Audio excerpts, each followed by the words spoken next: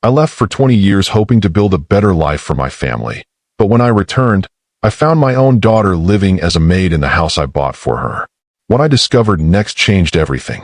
Welcome back to your ultimate destination for gripping revenge stories, family betrayals, shocking betrayals, and emotional justice.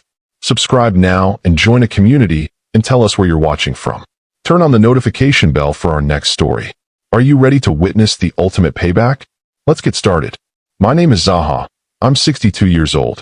After 20 long years working overseas, I finally returned home.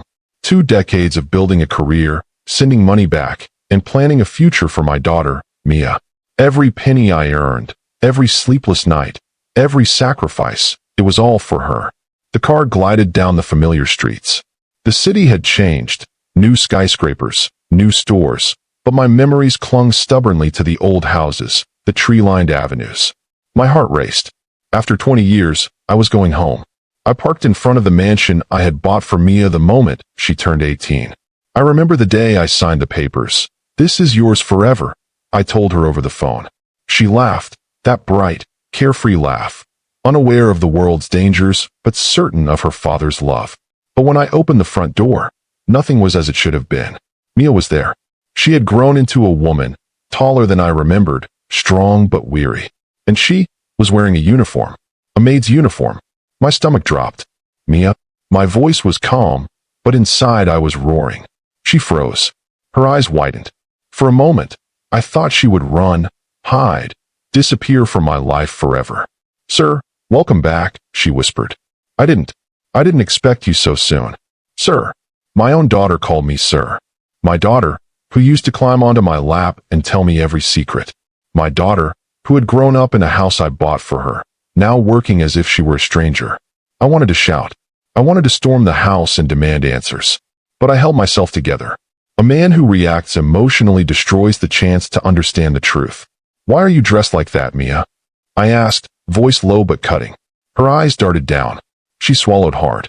It's the arrangement, sir. I have to work here. I'm helping with the house. I can explain. Explain. I felt a cold spike in my chest. 20 years. Every single sacrifice I made. And my daughter was living like a servant in her own home. I stepped closer. The air felt thick, heavy. "Who told you to do this?" She shook her head. "It wasn't. I didn't have a choice." Her words were slow, careful, but they were hiding fear. Real fear. My daughter was afraid of someone in her own home. Someone who had turned my gift into a prison. I took a deep breath. 20 years abroad had taught me patience, strategy, observation. I wasn't going to explode and ruin the moment. I needed to understand. I needed evidence. "Show me," I said, quietly. "Everything you do in this house. Every rule, every instruction." Her shoulders sagged. Relief? Or resignation? Perhaps both. She led me through the house, pointing out schedules, chores, locked rooms I had never given her access to, accounts she had no control over. I saw the truth, plain and ugly. My daughter had been stripped of her inheritance, her house, her dignity, and the person responsible? Someone she trusted. Someone who had grown comfortable in the shadow of my absence. As I listened, my mind began to plot. This wasn't just about my daughter. This was about justice, and I knew how to get it. "Don't say anything yet," I told her. "We'll get it all back. And when we do, they'll regret ever touching what's ours." Mia nodded, eyes brimming with tears. Not for herself, for the father who had returned to reclaim what was stolen from her. As night fell over the mansion, I realized one thing. Patience was no longer optional. Strategy was no longer optional. And revenge was inevitable. Should ZAHA confront the person controlling his daughter now, or gather proof first? Comment below. The night had barely settled over the mansion, but sleep was the last thing on my mind. I paced slowly in the grand living room, thinking, replaying everything Mia had shown me. Every locked room, every account, every chore she was forced to perform. It all pointed to one conclusion. Someone had been manipulating her, controlling her life in my own home. I asked Mia to sit, her hands trembling as she clutched the worn apron around her waist. "ZAHA, it's worse than you think," she whispered. "It's not just the house, it's the bank accounts, the utilities, even the staff. They answer to him." "Him?" I asked, my jaw tightening. Her eyes darted toward the staircase. His name is Victor. He's been here for years. He told me everything belongs to him until I earned it. I stared at her. My daughter, my own blood, living under the thumb of a man who had no right to touch a single brick of this house. Where is he now? I asked quietly. Out, somewhere in the city, she said, shaking her head. I don't know. I never see him. He calls, or texts, or sends instructions. I follow. I felt a cold fire ignite in my chest. 20 years of work. 2 decades of sacrifice. And this man, Victor, had turned my daughter's life into his personal playground. I needed to know more. I needed names, accounts, schedules, any shred of proof that would allow me to dismantle him. Show me everything. Phones, emails, documents, receipts. I need it all, I said firmly. Her hands shook as she led me to a hidden study behind the library, a room I had never set foot in. Dust covered the shelves, but the desk was neatly organized, papers stacked in careful piles. This is everything he leaves behind when he goes out, she said softly. I scanned the documents, legal agreements, utility bills, bank statements, even signed letters with my daughter's name on them. Letters that she never signed but were forged by Victor. A knot of fury twisted in my stomach. My daughter's life had been hijacked in my own house. And now, it was time to act. Do you know when he'll be back? I asked. Late. Usually after midnight, she replied. He thinks I'm too scared to do anything. I'm too scared. I put a hand on her shoulder. Fear won't help us. But cleverness will. And cleverness runs in this family. We devised a plan. Not a reckless one. Not one that would put Mia in immediate danger. But a plan to catch Victor in the act. First, cameras. Hidden cameras in the rooms he frequents. Second, a log of every instruction he sends, every account he touches. Third, a way to confront him publicly without giving him a chance to deny his crimes. Mia nodded, a spark of hope flickering in her eyes for the first time in years. Hours passed. We stayed awake, reviewing documents, plotting, memorizing every pattern. Midnight came, and with it, the faint sound of the front gate opening. Victor arrived. Sharp suit, arrogant smile, confident stride. He walked past the living room where I and Mia watched silently from the shadows. He didn't notice the small cameras. He didn't notice the hidden phone tracking every step. He was a man so confident in his control, he never imagined someone was watching. He entered the study, flipped through papers, muttering under his breath about inefficiencies, missed deadlines, and my daughter's incompetence. I felt my pulse steady. This was it. The proof, the leverage, the moment where his arrogance would be his undoing. But just as I reached for my phone to begin recording, my eyes caught something. Victor was looking directly at the hidden camera. He tilted his head, a faint smirk on his lips. Interesting, he whispered to himself. They're watching. Good. Very good. A chill ran down my spine. He knew, or at least suspected. He turned abruptly, leaving the study. My daughter and I held our breath. Was he onto us? Had he realized our little surveillance? I whispered to Mia, we need to stay calm. He thinks he's ahead. That's fine. Let him think that for now. But soon, the truth will hit him where it hurts. And just as he disappeared around the corner, I realized something terrifying. Victor had been here longer than I imagined. He might have eyes in every room, every hallway. Every move we made could be observed. A small, sinister laugh echoed in my head. This wasn't just a fight for Mia's freedom. This was a war against a man who had learned to hide in plain sight. The night stretched on. Every creak of the floorboards, every shadow in the hallway, made my nerves taut. And then, a sound I did not expect, my daughter's phone buzzing. A text message. From Victor. I know you're watching. Don't make a move, or it will be the last mistake you ever make. Mia's hands shook as she showed me. My pulse surged. He knew. He had figured out our plan. He was not just a villain. He was dangerous. But I was not done. Not yet. I looked at her and whispered. He wants us scared. Good. Let him taste fear, but fear won't rule us. We strike next, and it will be precise. The clock ticked past 1 a.m. I could hear the city breathing outside, oblivious to the storm brewing inside this mansion. And I realized one thing. The man controlling my daughter was clever. But clever men forget one rule.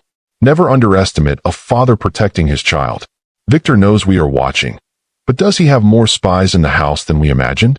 Should ZAHA confront Victor immediately or continue gathering evidence? Comment what you think.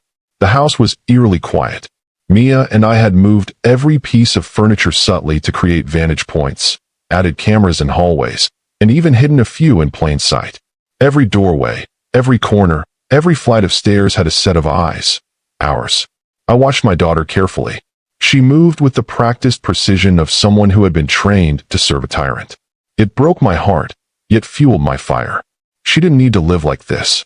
Not in a home I had built for her, not under the thumb of Victor. Dad, what if he notices tonight? She whispered, a tremor in her voice. I placed my hand over hers. Mia, he may notice a lot of things, but he can't notice everything. Patience is our ally. Cleverness is our weapon. We had rehearsed the night in our minds. Victor had dinner plans outside the house tonight. A rare opportunity to act without immediate retaliation. But he left a series of digital footprints behind. Instructions, schedules, even threats to Mia. We had to move carefully. One wrong step, and he could escape, cover his tracks, or worse, retaliate. I pulled out my tablet, opened the security feeds. There he was, monitoring cameras we didn't know about. A shadow flickered behind him. He wasn't just checking cameras. He was counting steps, anticipating moves, calculating. He knows, Mia whispered, clutching my arm. No, I said firmly. He suspects, yes. But he doesn't know what we see. He only sees what he fears we see. Fear is a weapon. And tonight, we use it. I walked toward the study where most of the surveillance equipment was set. My hands shook slightly, though my voice stayed calm. Prepare yourself. This is going to be delicate. Mia nodded. Her eyes held fear. Yes, but also a spark, the first in years, of hope. Victor returned from his outing earlier than expected. He walked through the main hall like he owned the place. He tossed his coat on the chair and began rifling through documents, muttering to himself. I stayed in the shadows, holding my breath. Then came the moment. He pulled out a folder labeled Mia Instructions, instructions she had been following for months. He looked at it, flipping through, and muttered a curse under his breath. Finally, I whispered under my breath. He's angry. Perfect. I used this opportunity to step into the main hall. My voice low but firm. Victor, we need to talk. He froze. The folder slipped slightly from his hand. He turned, a forced smile plastered on his face. ZAHA, what a surprise, he said. I didn't expect you to be awake at this hour. I walked closer, each step deliberate. You've been controlling my daughter's life. This house, her finances, her freedom, all while pretending you have a right here. What? He laughed softly, coldly. Right? This is business, ZAHA. Business is about control. She's malleable. And you? You're retired. Out of touch. I clenched my fists. Out of touch. Maybe. But not blind. Not deaf. And certainly not powerless. Victor's eyes narrowed. He leaned forward, menacing. You think you can stop me? I smiled calmly. No. I know I can. And I have everything I need to prove your lies and your manipulation. He paused. A flicker of uncertainty crossed his face. Proof. Yes. Proof. And witnesses. I gestured to Mia, who stepped forward, holding her phone. Cameras were rolling. Every corner of the room, every digital trace, every fraudulent action Victor had taken, all documented. Victor's smile faded. Slowly, calculatedly. But the confidence in his stance began to waver. You don't know what I can do, he warned. Oh, I know exactly what you've done, I replied. And now, everyone else will know too. Every bank account, every manipulated document, every insult, every instruction to my daughter, recorded, saved, and ready for exposure. He laughed nervously, but I could see the cracks. You wouldn't dare? I leaned in, voice steady. Try me. I've waited 20 years for this moment. I didn't raise a coward. And I didn't raise a man who allows someone to enslave his child in his own home. Victor looked around. The cameras, the logs, the evidence. And then he realized. He had underestimated us. And that's when he made a fatal mistake. He stepped toward Mia. You think this will stop me? You'll regret. I didn't hesitate. I activated a preset sequence on the tablet. Locks on doors clicked. Lights flashed. Hidden alarms tripped. The staff we had secretly recruited from the neighborhood quietly surrounded the study. Victor's confidence crumbled instantly. He had been trapped without realizing it. You planned this? He stammered. Yes, I said calmly. And you're done. My daughter is free. And this house, this life, belongs to her and me. You had no right. You had no chance. He looked around desperately. This isn't over. I smiled. Oh, it is. For you, it ends tonight. He faltered. And then, finally, for the first time, he understood. The man who built an empire quietly, the man who had been underestimated because of age, the man who had waited patiently for 20 years, had struck. Victor is trapped, but will he go quietly, or is he planning a counterattack? Should ZAHA expose Victor publicly immediately, or handle it quietly to protect Mia? Comment below. Victor paced the study like a caged lion, eyes darting between the cameras and Mia. Every movement he made screamed panic beneath the veneer of arrogance he had worn for months. I stepped forward slowly, my hands relaxed at my sides. Calm, deliberate. Victor, there's no escape tonight. Not from me. Not from the truth. He laughed, but it was hollow. You think you've won? You think locking me in this little trap changes anything? I shook my head. No, Victor. It changes everything. You underestimated patience.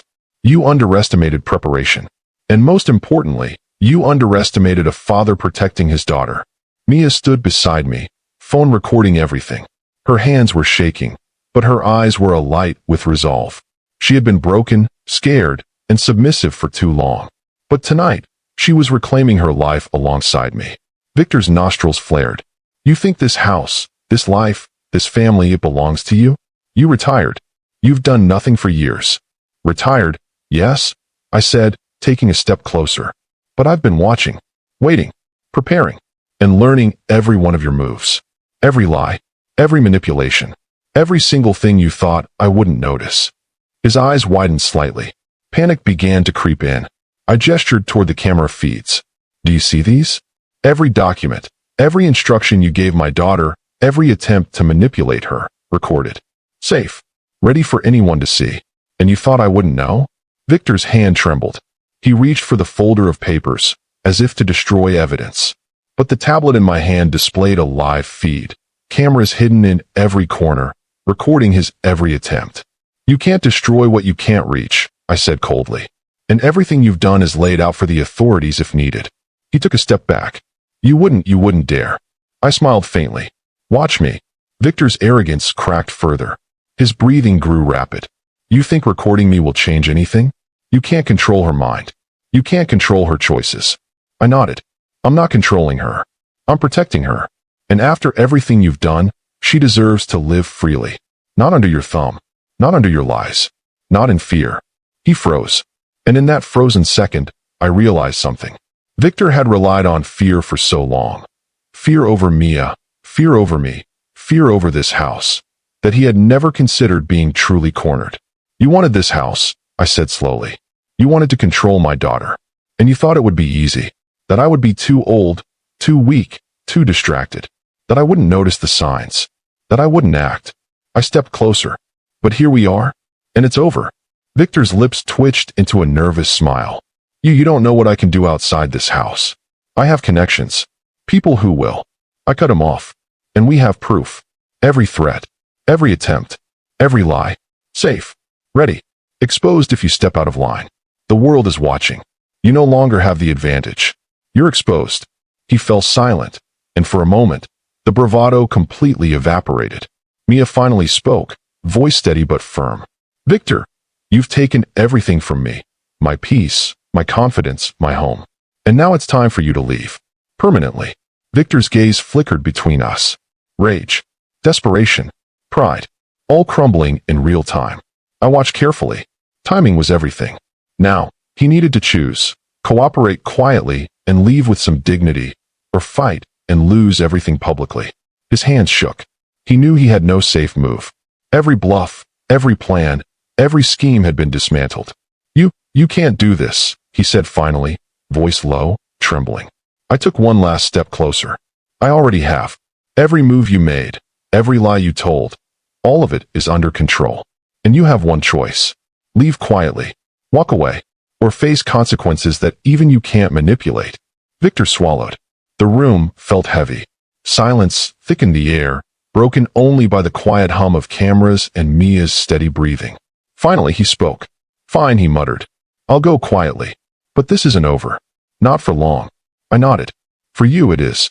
For us, it's over only when you stop threatening what doesn't belong to you. Mia exhaled, tension leaving her shoulders for the first time in months. She looked at me, eyes shining. Dad, thank you. I don't even know what to say. I smiled softly. No thanks. Just stay safe, smart, and free. That's enough. Victor gathered his things and left the study. Every step watched, every move documented. The door closed behind him. The house was silent. And for the first time in months, Mia looked at me and said something that made my heart swell. Dad, you saved me. I placed my hand over hers. No, Mia.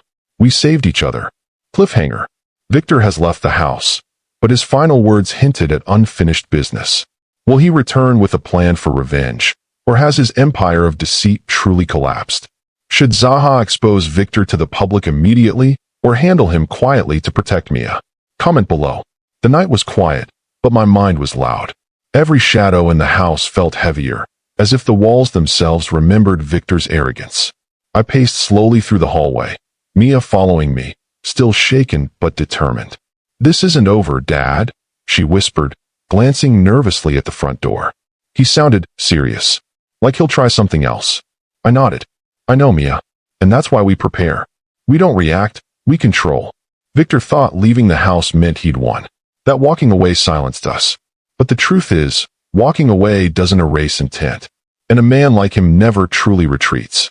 I turned to Mia. Listen carefully. For months, he's been trying to manipulate you. He's been using fear and lies to control everything. Your life, this house, and now, potentially, your future. You need to understand something critical. We're not just fighting him. We're dismantling his influence piece by piece. Her eyes widened. But how? I mean, he's clever. And rich. Clever, yes. But arrogance is easier to exploit than brains. Every threat he's made, every lie, every manipulation, it leaves a trace. And that trace is power. I walked over to my study desk, opened the safe, and pulled out a folder thick with papers, photographs, and voice recordings. This is everything. His threats, his plans, even the phone calls he's made trying to cover his tracks. We've been preparing quietly for months without him realizing it. Mia leaned in, astonished. All this time you were watching him. I smiled faintly. Watching isn't the same as spying. Watching is strategy. Spying is desperation. And tonight, we're the strategists. We spent the next hour going through the files, planning. Each detail Victor left behind became a tool, leverage, evidence, or bait. Every lie he'd told to manipulate Mia, to control the house, to hide his intentions, would now work against him. Dad, do you really think he'll try anything? She asked quietly. I paused. He will. That's who he is. But he won't expect us to strike first. That's our advantage. Patience isn't just a virtue, it's a weapon. Later that night, I checked the perimeter cameras again. Nothing moved outside, but my gut told me Victor wasn't done. Not by a long shot. I replayed his last phone call in my head, the arrogance in his voice, the smug certainty that he'd outsmarted a retired man. It made me smile. He hadn't learned one thing about me. He never realized age and experience are dangerous when combined with patience and precision. I spoke softly to Mia. Tomorrow, we start subtly. A few signs that we're onto him. Nothing overt. Just enough to make him nervous. Fear is a much better motivator than confrontation. Mia nodded. I can do that, I think. But what if he retaliates? I put a hand on her shoulder. Then we have proof ready. We're not reacting blindly. We're controlling every step. He won't catch us off guard again. As I prepared for the night, I reflected on how betrayal often comes from those closest to us. Victor wasn't just a threat. He was a lesson in human arrogance. And the best lessons come wrapped in strategy, not anger. The next morning, Mia went to work as usual. I stayed home, watching. Every message she received, every call she made, I observed. Not to control, but to shield her. And then it happened. A car slowly rolled past the driveway. One that wasn't usually there. I recognized it immediately, Victor's sleek black sedan. My pulse quickened. I grabbed my phone and whispered to Mia over the intercom in her room, "Stay inside. Don't open the door. He's here." Minutes later, a knock echoed through the front door. Calm, measured. Too calm. Victor's voice carried from outside. "ZAHA, I know you're in there. Let's talk." I didn't move. Didn't respond. He knocked again, louder this time. "I just want a fair conversation. Let's be reasonable." I smiled to myself. Reasonable? There was no reason with a man like him. I whispered to Mia, record everything. From now, every word counts. Victor's patience was cracking. I could hear it in his voice. The arrogance, the fear, the rage, all mixing into something dangerous. He wasn't just a threat. He was a ticking time bomb. And the only way to survive a ticking bomb is careful, calculated control. I picked up my phone and typed a single word in my notes. Observe. Tonight, we would see how desperate he could get. And when he tried to step over the line, we'd have everything ready. The door knocked again. He hissed, "Open up, ZAHA. I won't ask again." I exhaled slowly. Calm, collected, patient. Victor didn't know yet that patience belongs to those who understand consequences. And tonight, he would learn that lesson. Victor is outside the house, angry and desperate. Will he retreat or try to force his way in? What should ZAHA do next? Confront Victor or let him dig himself deeper? Comment your thoughts below. The night air felt heavier than usual, every shadow stretching like it was watching me. I sat by the living room window, observing Victor's black sedan as it idled across the street. He didn't yet know that patience was my ally and that his arrogance would be his undoing. I whispered into the intercom for Mia. Stay in your room. Keep recording. Do exactly as I say. No mistakes. She nodded from upstairs, her fingers trembling slightly as they held the phone. I could hear her breaths over the line, shallow but steady. Fear was natural, good. It sharpened the senses. Victor tapped the steering wheel impatiently. Every second he waited, his frustration grew, and frustration makes people sloppy. That's exactly the edge I needed. I walked toward the front door slowly, deliberately, as if I were about to step into his trap. But the truth was, the trap was for him, not me. A movement caught my eye. Victor had stepped out of the car, hands clenched, chest forward, like a man who believes he is the predator, not realizing he is being watched by one far more patient and cunning. "ZAHA," he shouted, his voice slicing through the night. "Open the door. I know you're in there." I didn't answer. Silence was a weapon stronger than any argument. He walked closer, trying to peer through the window. His reflection stared back at him, angry, tense, oblivious.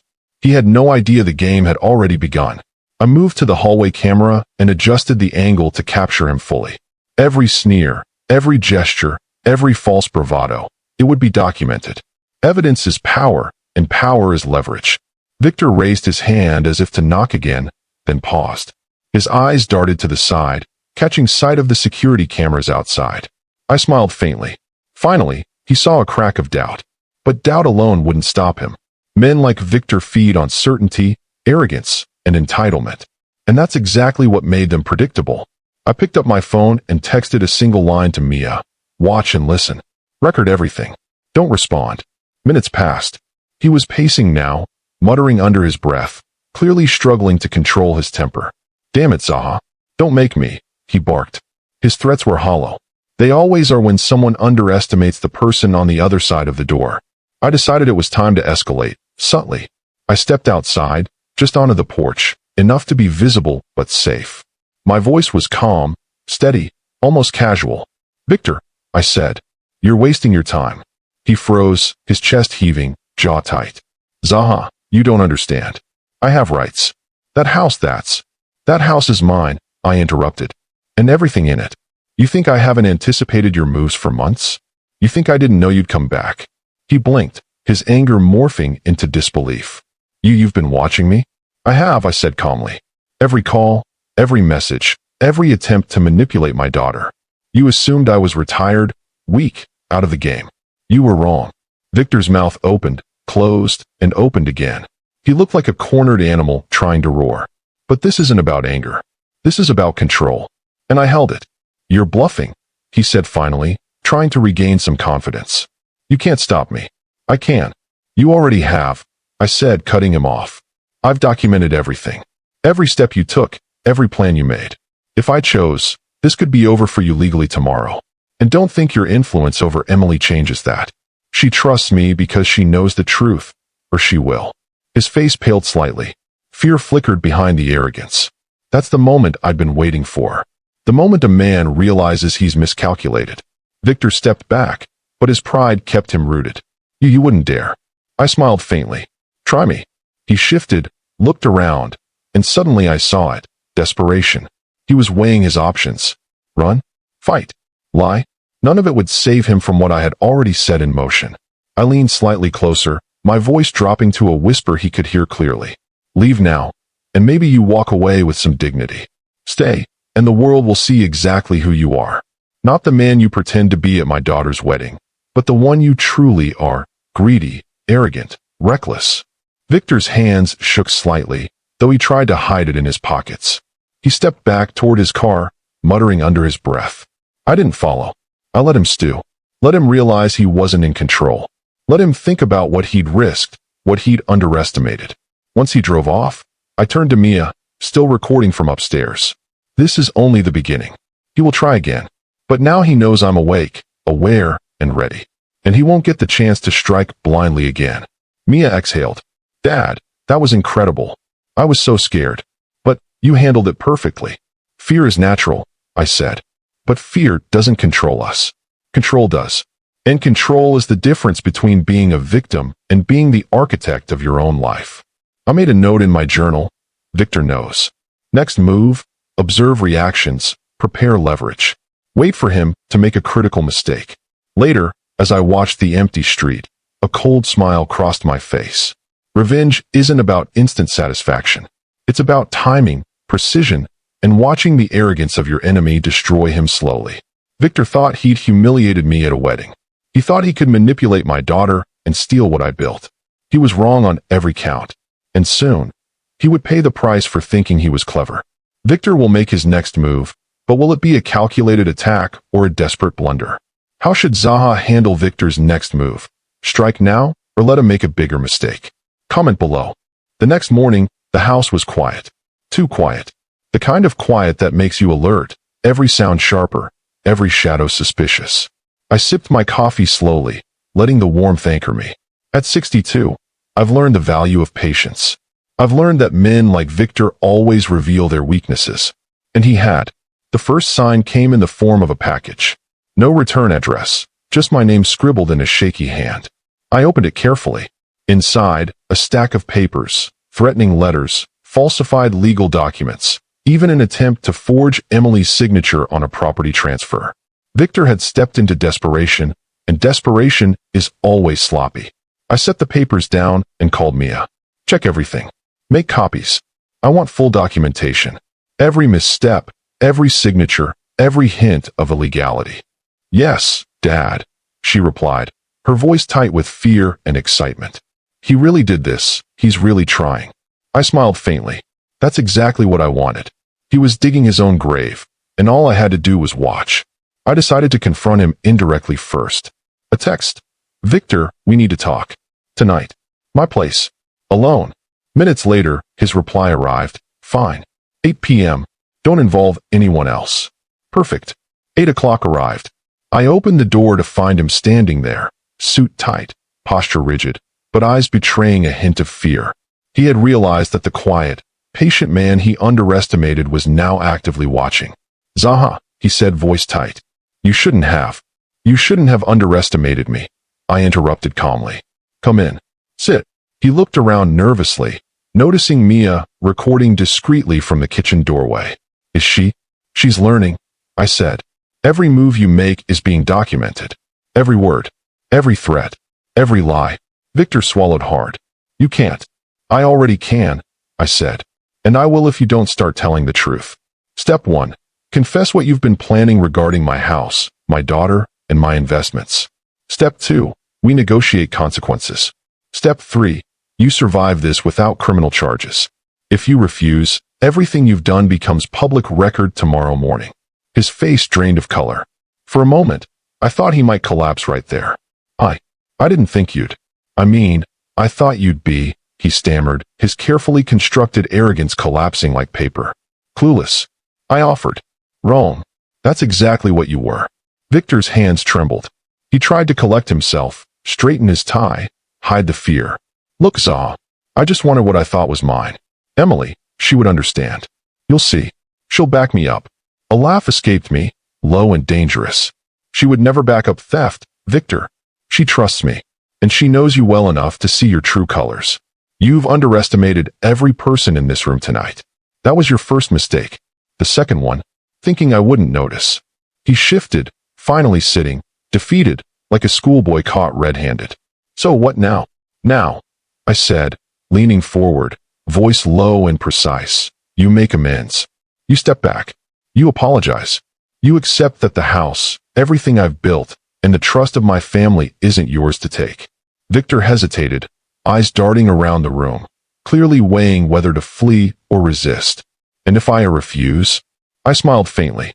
Then you force me to expose everything. Publicly, legally. You have no ground, no credibility, no proof. Only lies, arrogance, and greed. And that will destroy you faster than anything I could say. He swallowed. His pride, his ego, his carefully constructed plan, all crumbling. But, he muttered, voice shaking. I thought I could. I mean, you thought wrong. I interrupted. And now you see the difference between a man who plays games with family and a man who protects it. Victor's shoulders slumped. For the first time, he looked small. Not angry. Not scheming. Small. I sat back, letting the weight of the silence settle over him. Mia stepped forward, phone in hand, showing the recording. Every word, she said. Every lie you've planned, Dad. Victor's eyes widened. He realized the scale of his defeat. Not just humiliation, but exposure. You have everything. Yes, I said. I have everything. And I will use it if necessary. But I'm giving you a chance, a rare one, to make this right. Your choice. He swallowed hard, nodding slowly. Okay. I'll step back. No more. Good, I said. You will also apologize to Emily. And you will never attempt anything like this again. If you do, I didn't finish. He knew the implication. Victor stood, finally humbled, and left without another word. The night air swallowed him, leaving only the echo of his arrogance turned to fear. I turned to Mia. Lesson 1. Never underestimate patience, planning, and observation. Lesson 2. Never let arrogance think it can manipulate family. And lesson 3. I smiled faintly. Watch carefully, because the next steps are always the most important. Victor will regroup and plan again. But this time, ZAHA knows every move. How far will Victor go before he's completely trapped? What should ZAHA do next? Continue monitoring or confront Victor head-on? Comment below. The morning after Victor's failed attempt at intimidation, the house felt different. Every room seemed sharper, every shadow deeper. I, ZAHA, 62, sat at the kitchen table, coffee in hand, thinking. Victor had retreated, but that didn't mean he was gone. Greed doesn't sleep. Arrogance doesn't rest. Mia sat across from me, laptop open, files and recordings from the previous night spread out. He's nervous, she said. You can see it. He's already talking to his lawyer. I nodded slowly. That's what I wanted. Panic makes people careless. Fear makes them predictable. Dad, Mia whispered, lowering her voice. He's already planning his next move. He's going to try something before the week is over. I smirked. Then we'll be ready. He doesn't get the drop on me anymore. Step 1. Let him believe he's regaining control. Step 2. Feed him carefully monitored opportunities to dig his own hole. Step 3. Execute precision strike. By mid-afternoon, the first sign arrived. An email from Victor's assistant, accidentally sent to my account. Subject line, the plan. I opened it. My eyes scanned quickly. Contracts, documents, attempts to manipulate Emily, even strategies to create debt for me, so he could claim financial leverage. It was sloppy, hasty, desperate. Perfect. I called Emily. We need to talk. Alone. She looked concerned but agreed. We met at my study. Dad, what's wrong? She asked. Your husband is planning to take control of assets that belong to this family. He's arrogant enough to think he can manipulate you, your home, and even your father. You need to understand what's happening before it's too late. Her eyes widened. You mean he's trying to steal the house? I nodded. Yes. And he doesn't realize that I've been quietly watching him all along. She looked at me, fear and shock mingling in her gaze. What do? We set a trap, I said. A careful, precise trap. One that will expose him fully, and ensure he regrets ever thinking he could outsmart me. By evening, I had laid the groundwork. Every document, every conversation, every hint of his plans, recorded, copied, and filed. I even arranged for a fake meeting, an invitation Victor couldn't resist. Step 1. Bait him with the appearance of vulnerability. Step 2. Give him a target he believes he can control. Step 3. Record everything. Victor fell right into the trap. He called, asking to meet under the guise of a business negotiation. I agreed, calmly, inviting him to my office, all cameras and microphones active. He arrived, confident. Too confident. His body language screamed arrogance. A man convinced he had already won. "ZAHA," he said, smirking. "I'm glad we could talk. Let's make this quick. I know you're concerned about your daughter, your assets. We can find a compromise." "Compromise?" I repeated, voice calm, almost mocking. "Victor, do you really think you can compromise your way out of lies, manipulation, and threats?" He hesitated. I just what?" I leaned forward, voice low and sharp. "You underestimated me. You underestimated my patience.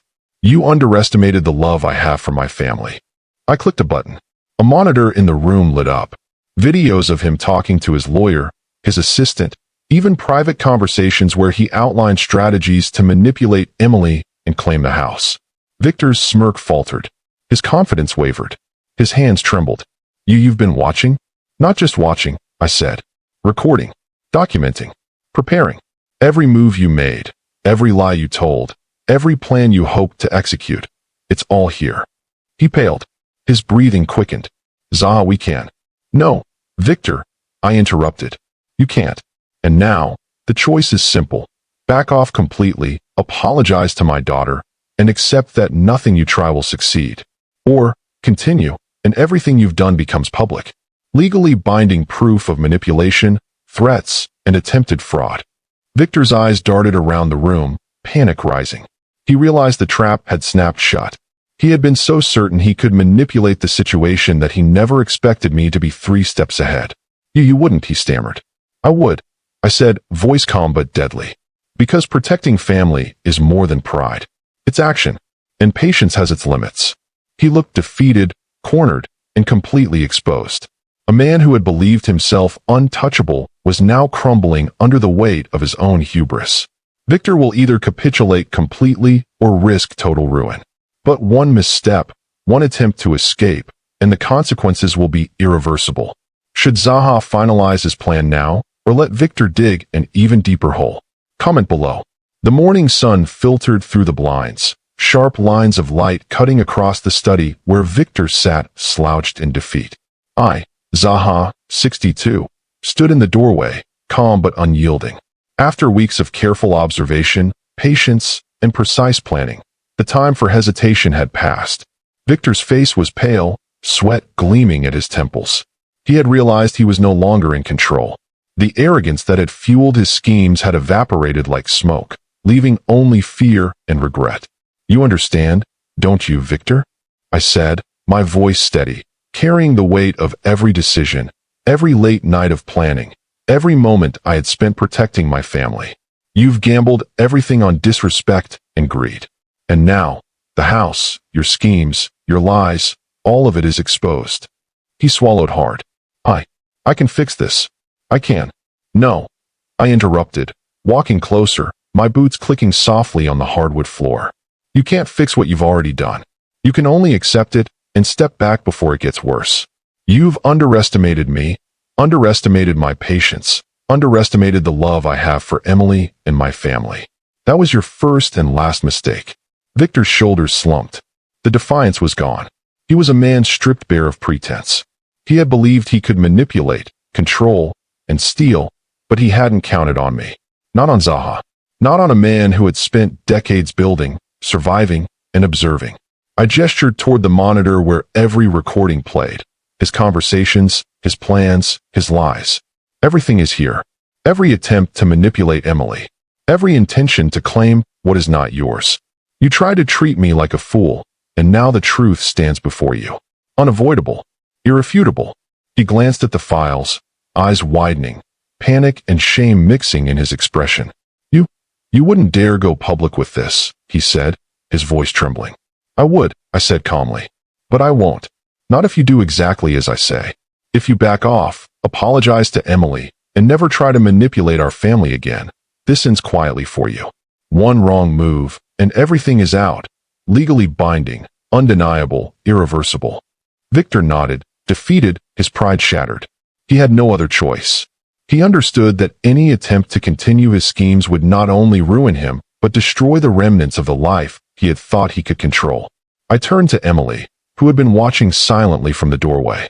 Her eyes were wide, reflecting a mix of fear, relief, and admiration. "Dad, she started, voice catching. "I've protected you, Emily," I said, stepping forward and placing a hand on her shoulder. "And sometimes protecting those you love means being patient, watching, and striking with precision. It's not about anger. It's about justice." She nodded, tears brimming. I never realized how serious it was. I'm so grateful you were here, watching, protecting." I squeezed her shoulder gently. "You don't need to thank me. Just remember this. Never underestimate the quiet ones, the patient ones, the ones who love you enough to plan carefully." Victor finally spoke, voice small and bitter. I'm sorry, Emily. I made a mistake." Emily's gaze hardened. "Sorry isn't enough, Jason. You can't manipulate my life, my home, or my family. But ZAHA has made it clear, if you respect boundaries, this can end quietly. Cross us again, and you won't have the luxury of words to protect you." He swallowed, nodding. The lesson was learned. I walked Victor to the door personally, ensuring he understood the gravity of the situation. Each step out of my house, each step away from my family, was a step he would remember forever. The house was safe. Emily was safe. My reputation, my family, my life's work, all protected. When the door clicked shut behind him, I turned to Emily. "It's done," I said. "He's gone. The threat is neutralized." She ran into my arms, hugging me tightly. I don't even know how to thank you, Dad. You didn't just protect our home. You protected me." I held her, feeling the weight lift from both of us. "The most important thing," I said quietly, "is that we never let anyone disrespect what we've built. Never underestimate patience. Never underestimate love. And never, ever underestimate the quiet ones." Later that evening, as the sun dipped below the horizon, I sat alone in my study, reflecting. Victory wasn't loud. It wasn't explosive. It was calm, precise, deliberate. Every move I made had been calculated. Every risk anticipated. And now, the storm had passed, leaving only clarity, peace, and justice. I picked up my phone and typed a note to myself. Lesson learned. Patience plus observation equals power. The house was safe. My family was intact. And ZAHA? ZAHA had reminded the world, and everyone who ever doubted him, that age, patience, and strategy are far stronger than arrogance, greed, or disrespect. The quiet ones don't just survive. They thrive. They outlast. And they strike at the exact right moment. Thank you so much for watching my story all the way to the end. Your support means everything. Don't forget to subscribe to my channel and drop a comment below. I'd love to hear your thoughts.